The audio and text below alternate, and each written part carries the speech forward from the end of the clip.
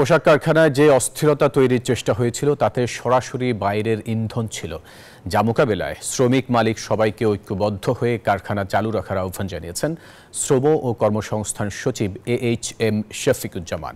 শনিবার শ্রম অধিকার ও পোশাক খাতে অস্থিরতা নিয়ে অনুষ্ঠিত ছায়া সংসদে এসব কথা বলেন তিনি। বলেন, পার্শ্ববর্তী দেশসহ প্রতিযোগী দেশগুলো পোশাক খাতে বিশৃঙ্খলা তৈরি করে বাজার দখলের চেষ্টা করছেন, যা প্রতিরোধে শ্রমিক মালিকদের আরও সতর্ক হতে হবে।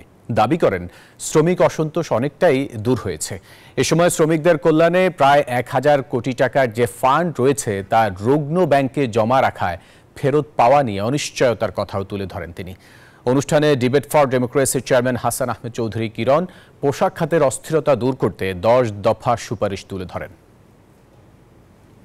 কোনো অযৌক্তিক স্বার্থান্বেষী মহলের উস্কানির কারণে আমাদের শ্রমিকরা বিভ্রান্ত হয়ে তাদের ফ্যাক্টরিতে, তাদের কারখানাতে, তাদের মালিক কর্তৃপক্ষকে তারা আটকে রেখে তারা আন্দোলন করবে, তারা সেখানে জ্বালাও পোড়াও করবে, তারা ভাঙচুর করবে, সেটাকে কিন্তু আমরা কোনোভাবেই সমর্থন করতে পারি না।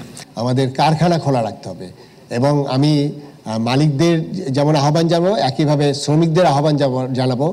যেখানে আমার 20,000 30,000 শ্রমিক কাজ করে, সেখানে আপনারা যদি সংগঠিত থাকেন, আপনার ফ্যাক্টরি যদি আপনারা চালু রাখেন, তাহলে এমন কোনো শক্তি নাই যে বাইরে থেকে এসে সেখানে বাধা সৃষ্টি করতে পারে।